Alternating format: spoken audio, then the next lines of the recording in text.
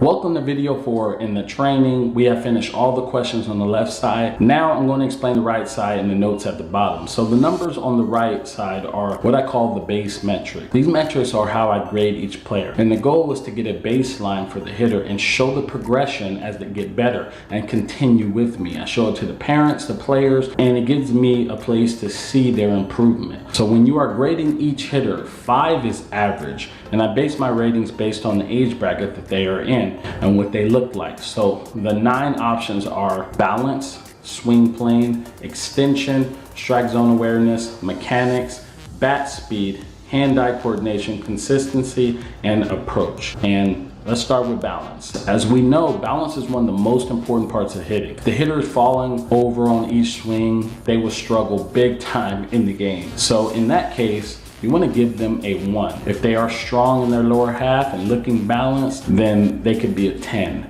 I usually throw BP and off-speed pitches to see how they adjust and what they do. And most hitters will not be a 10. To be honest, I have yet to give a 10. But if they are, give them a 10. The next option is swing plane. When it comes to the swing plane, I look to see if they get on plane. So I throw the ball up and I throw the ball low and I throw a ball away and throw it inside. If they are squaring all those pitches, or in other words, hitting them hard, then they can get a 10. If they struggle with all of these, then I give them a 1. And struggle with 2 or 3, then I give them a 5. You can do it the way you want to, but that's just giving you a little idea on how I do it. Here's a tip. I try and throw the ball as hard as they are used to seeing. If you are just slowly throwing it up there, you may not get your accurate information. I try to, put it to game-like, as close as game-like as I can. The next one is extension.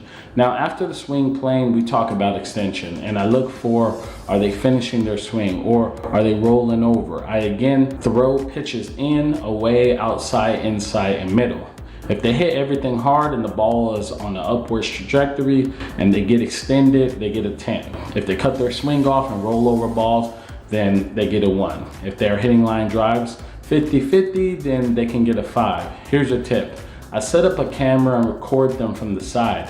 After I throw all those pitches and they take their reps, take their swings, then I look at the video to give my baseline opinion. So the next one is strike zone awareness. I intentionally throw baseballs off the plate to see if they swing or not. If they swing at pitches far off the plate, and I said far off in that sentence, then I would give them a 1. If they take those pitches and pitches that are up in the zone above their head, or lower in the strike zone, or far inside, or away off the plate, then I would give them a 10. Again, I have yet to give someone a 10, but if they are a 10, give them the score. On another note, if they are 5, 6, 7, 8 years old, or very young age like that, then I will not include that baseline metric for them, because I want them to be in the mindset of swinging at the ball, because at this age, they will not swing because they're scared or timid. So I want them to be in swing mode. The next one is overall mechanics. You can gauge from one swing how their mechanics are. Although I usually do up to about 10 swings, but if they look like they never swung before, then they will get a 1. And if they're squaring balls up and hitting balls hard, then they will get a 10. You know when someone has an idea of what they're doing. Again, I've yet to give a person a 10 on this one, because you can always improve on overall mechanics, and I have yet to give someone a 1. The next one is bat speed. I look at each swing, and if they have quick hands, then I would give them a 10.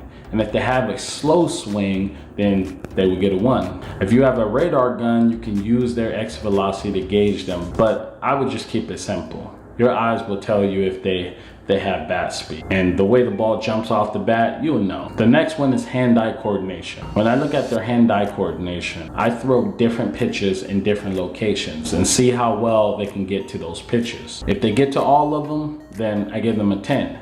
If they struggle on all of them, I give them a 1. I have yet to give someone a 1 though on my analysis of hitters. The next one is consistency. And this is like hand-eye coordination. I want to know how consistent they are in getting the barrel to the ball and hitting it hard. If they can get the barrel to the ball consistently, then I would give them a 10. But if they struggle, I would give them a 1. The last one is approach. And the way I do that is by asking them questions like, what are they looking for at the plate? I also do this by watching how their body moves and what pitches they can or can't hit. So those are the things I circle to get a baseline on the hitter. And when it comes to approach, if they're young, I just leave that one blank. So now let's go into the notes section. When it comes to notes, I write stuff down like the drills we did, the date, my thoughts, my recommendations. I just try and keep everything organized because when you're dealing with a lot of hitters, you can forget what drills and stuff you are working on for each hitter. So it allows me to keep track of what we are doing and why we are doing it. Then the next week, we can pick up from what we left off on and move forward. And that's the goal, keep moving forward. No matter where you're at right now, you can always move forward and get better. So I highly recommend you print this out and use this and get yourself better as a hitter. That sums up today's video. And in the next video, we'll walk through a hitter or two. I'm gonna tell you, how I go through it, and I'm just going to show you so you can have a better idea so you can use it for yourself. Okay, before we go, if you want to purchase the course, the links are below. You have until the weekend to purchase the course to get the discount. Thank you guys so much, and I'll see you in the next video.